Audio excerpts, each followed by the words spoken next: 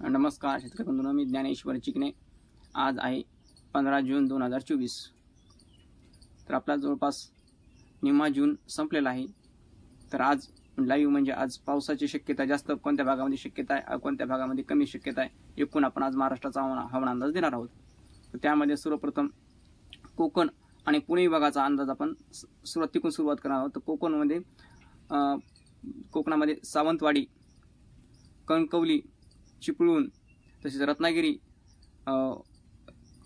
खोपोली, चाकण म्हणजेच एकूण त्या भागामध्ये चाकण, सिक्रापूर आणि मुंबई। सिक्रापूर हे सोलापूरच्या आसपास म्हणजे तिथे, आणि मुंबई या जवळपास त्याच्या भागामध्ये मध्यम ते काही ठिकाणी जोरदार स्वरूपाचा पाऊस पडण्याची शक्यता आहे। तसेच नाशिक विभागामध्ये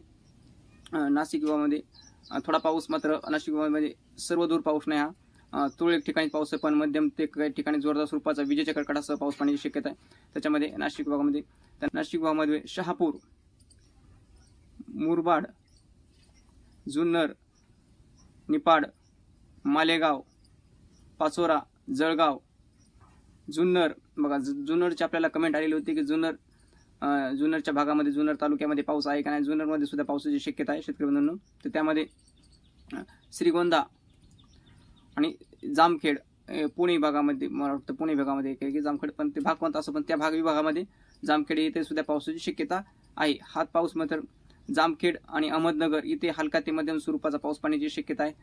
तसेच अहमदनगर या जिल्ह्यामध्ये, छत्रपती संभाजीनगर मराठवाड्याचा विभाग, त्याच्यामध्ये चांगला पाऊस पडण्याची शक्यता आहे। मध्यम ते काही ठिकाणी जोरदार स्वरूपाचा पाऊस पडण्याची शक्यता आहे। आता एकूण जो मराठवाड्याचा जो पूर्वीचा भाग आहे त्या जिल्ह्यामध्ये थोडी जास्त पाऊस पडण्याची शक्यता आहे। त्यामध्ये एकूण म्हणजे जर पाहिलं आपण तर लातूर,